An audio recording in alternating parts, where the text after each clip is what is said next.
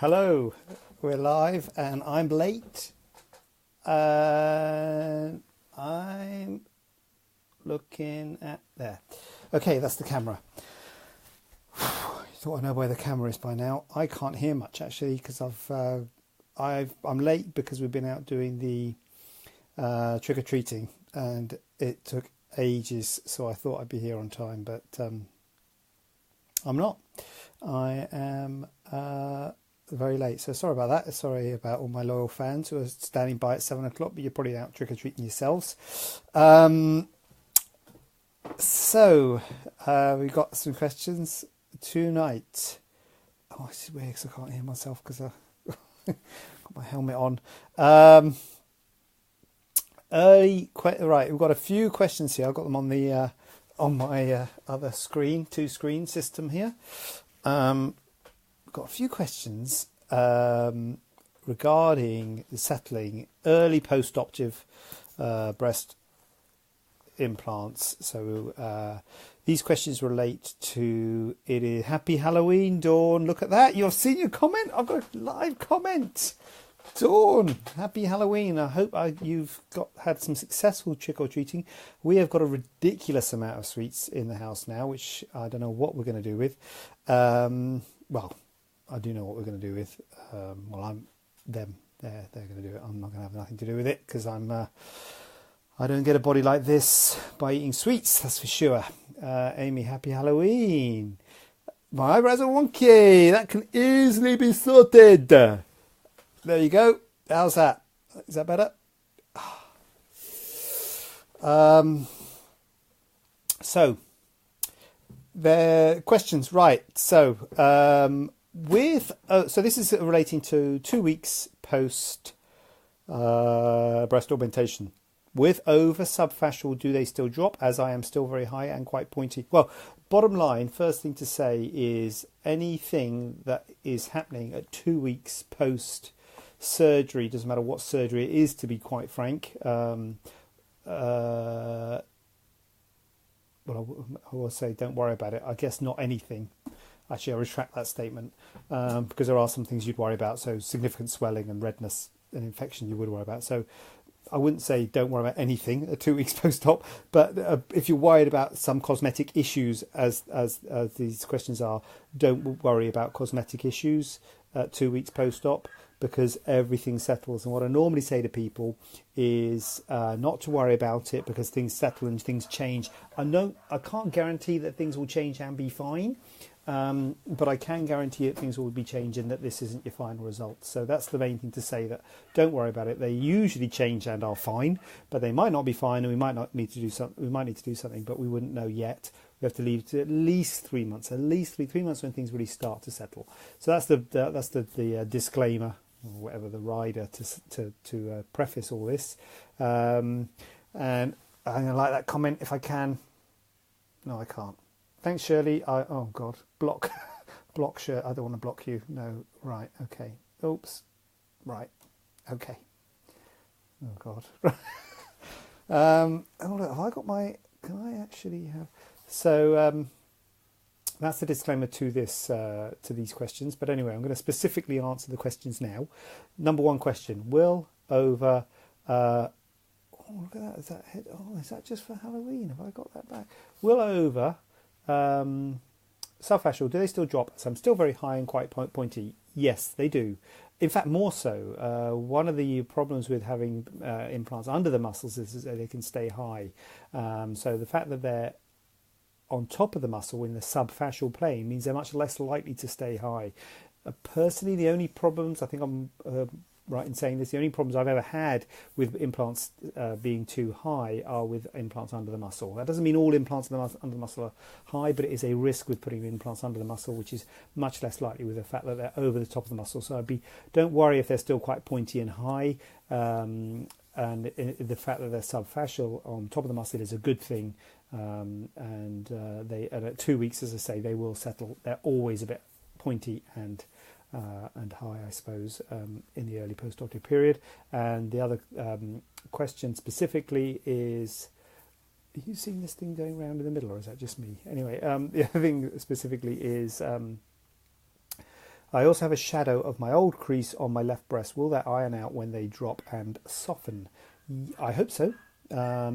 It's often the way, and I think we spoke about this before, didn't we, about dropping creases and things, and sometimes you do have a hint of where the old crease was, and that's one of the problems, and that can lead into issues, and what you hope is that the implant will stretch out the lower pole and will stretch that out so you can't see that original crease.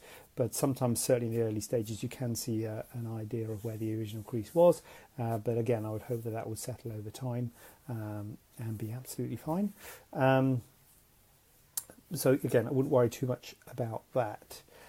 With me having the polyurethane, do they still drop and soften like normal silicone, or has the capsule already started to form around the foam of the implant so they won't settle and drop that much from what they are like now? With me having polyurethane, do they still drop and soften, or has the capsule already started to form so they won't settle and drop that much from now? Good. That is actually an important question, and sorry, got an itch. That is actually an important question, and something that I try and point out preoperatively, because a lot of people will. I'm hoping that the microphone is not picking up what I'm hearing. A lot of people worry about polyurethane because they hear that polyurethane don't move, and that means that they worry when they have it done, because they often feel like high and pointy, like you say, and they think, oh, I've heard that the polyurethane don't move. Please ignore the I don't think anyone's being harmed next door. It's okay. Oh God, what is that? What is? Oh God, what on this earth is that? Sorry, I think I did. God, that was horrible. Sorry. Oh God, I'm not doing that again. Dear, I haven't had any sweets. I haven't had any sweets. I'm sorry. Dear, oh dear. That really wasn't very nice at all. I thought that was going to be one of those funny masks. In fact, I'm going to take this mask off. Oh, that's too, right there. Freestyle. There you go. It's me. It was me all along. Well, that's better. I can hear better now. So, actually, it's probably worse that I can hear better because what's going on next door? I might put it back on again. So, the good question, that one about the dropping and things with polyurethane. So a lot of people think that say that polyurethane don't move, and that is definitely a good thing about polyurethane implants. They don't move, but then when they have the surgery and they're quite high and pointy, they think, oh my goodness me, they're not going to move. They're going to stay high and pointy. So what I normally say is that silicone implants drop, polyurethane implants settle. So polyurethane implants start a bit swollen and pointy and the shape's not quite right and a bit full in the upper pole, and then they settle. So they don't drop in the same way that the silicone implants drop.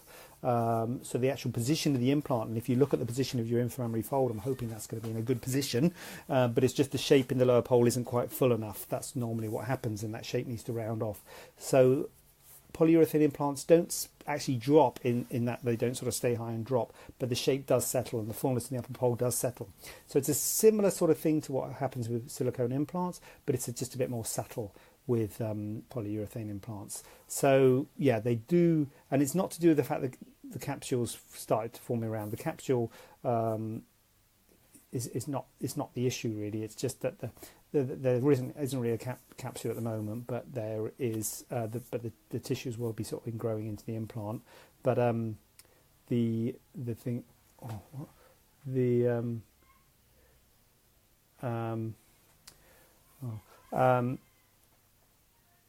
So yeah, so they will settle.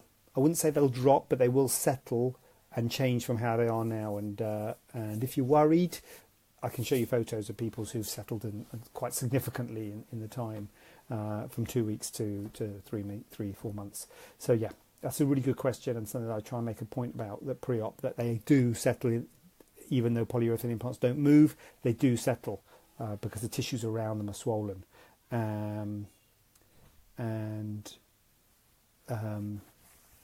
Yeah, there's another. So then the next one is my right breast also appears bigger, but I presume they even out over time. I hope so again. That one is always bigger than the other. One breast is always bigger than the other. Every single person that I see, one breast is bigger than the other. And sometimes you've got to think, am I going to put different size implants in? And usually you don't put different size implants in, but you have to say, look, that's still going to be a bit bigger than the other. But what happens is people don't realise one's bigger than the other preoperatively. So that's number one, point one. Preoperatively, one side was probably bigger than the other, so there might always be one side bigger than the other, but it's usually not that significant. That what happens postoperatively, because you're really looking and analysing things, you notice it a lot more postoperatively than you did preoperatively, which is why I always try and point it out to people preoperatively. I'm not trying to give you a complex, I'm just trying to point it out to you preoperatively because I don't want to get blamed for it postoperatively. Having said that, at 2 weeks, again, really early days, and things will continue to settle significantly, and there'll be quite a lot of swelling, and it may well be that there'll be more swelling in one side than the other. For whatever reason, you often get more swelling in one side than the other, and people say, look, my nipple's up here, and my bit's swollen out here, and this one's fine, but this one's really uncomfortable, or whatever. So you do often get asymmetrical settling, so it may well be that one's more swollen than the other, and or one might have been bigger preoperatively. But as I say, at 2 weeks, I won't worry too much about that, as long as one's not twice the size of the other, in which case obviously that's something to worry about, but that's usually not very subtle, and I don't, I think it would be more than this, but yeah, often one's a little bit bigger than the other, and things do take time for them to settle down. So all those things, totally not worried about any of those things, and they will all continue to settle, and I'm sure everything will be absolutely perfect and absolutely fine, but let's see where we are at 3 to 6 months to get an idea really of how things are going, and it can take even longer for them to settle, especially polyurethane implants. The other question we got here is about unless we've got any questions live. My nose looked red because I've been out, but anyway, I've got another question here that is about liposuction and tummy tuck. Patients asking, having a tummy tuck, and asking if the upper abdomen sort of underneath the breasts, that could be liposucked, if that is a word, at the time of the tummy tuck. And the answer is no, I wouldn't liposuck that area, this area here underneath the breast, at the time of the tummy tuck. I do sometimes do liposuction, quite often do liposuction at the time of the tummy tuck, and that is used to contour the sides, the flanks, the hips, the sides, because the tummy tuck doesn't really contour those bits. The bit above below the breast, and this, first of all, the fullness, if there is fullness below the breast in the sort of upper part of the abdomen, to a degree this will be improved with a tummy tuck, because all the skin from the below the breast to the belly button gets pulled down, so that skin does get pulled down, but a tummy tuck doesn't really directly address that area, the bit underneath the breasts. And sometimes, usually you'd have to have quite a lot of excess skin in that area, to be honest with you, so it's usually people who had a significant weight loss. You can do a tummy tuck and still have some fullness up there. And I personally don't do liposuction at the time of the tummy tuck, because when you do a tummy tuck, you have to release all of the skin all the way up to the belly button. You remove all the skin from the belly button down, and from the belly button up, you have to release it from the belly button up to the rib cage. You have to undermine it and release it so you can pull it down. And so the only bit that skin is attached is in the upper part. It's not attached at the base. It's not attached at the base anymore. And so the blood supply is precarious. So I wouldn't liposuck that area at the same time as pulling it down, because I worry about interrupting the blood supply, and I worry about delayed wound healing. So I don't do liposuction to the upper abdomen at the same time as a tummy tuck. If you needed liposuction, then I would do that as a second stage later on, once it's all healed, just because I worry about the healing of that area. If I did it at the same time as a tummy tuck. So liposuction to the hips and flanks, fine. Liposuction to the upper abdomen, no. It will be some degree of improvement, and if there's not enough improvement, then you can consider doing liposuction later. Also, like in a reverse abdominoplasty. I had a patient the other day asking about a reverse abdominoplasty, which is when you do the same as an abdominoplasty, which is taking the skin from the belly button down, but it takes the skin from underneath the breasts and gives a large scar. A reverse abdominoplasty pretty much is only really for patients who've had an abdominoplasty and have got this excess skin in the upper abdomen. It's very rare for anyone with excess skin in their abdomen to have more of a problem in the upper part than the lower part. The lower part is pretty much always the problem, and that is what's addressed by a normal tummy tuck, which is taking the skin from the belly button down to the pubic area.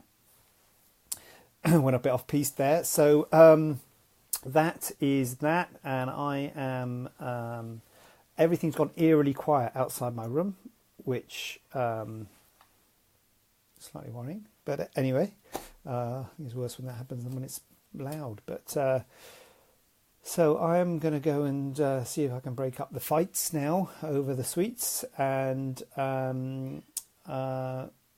have a cup of hot chocolate. So that's my evening. I hope you are going to have a nice evening too, and hope you're enjoying your Halloween so far.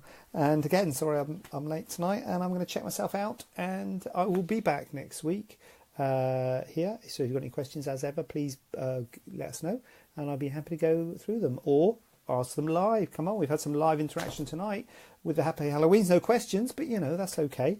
Any questions live, I will be happy to answer them. But if not, just send us an email or get in touch with the social channels, and I will do it that way. So thanks for visiting, and I'm going to sort out my red nose. Bye.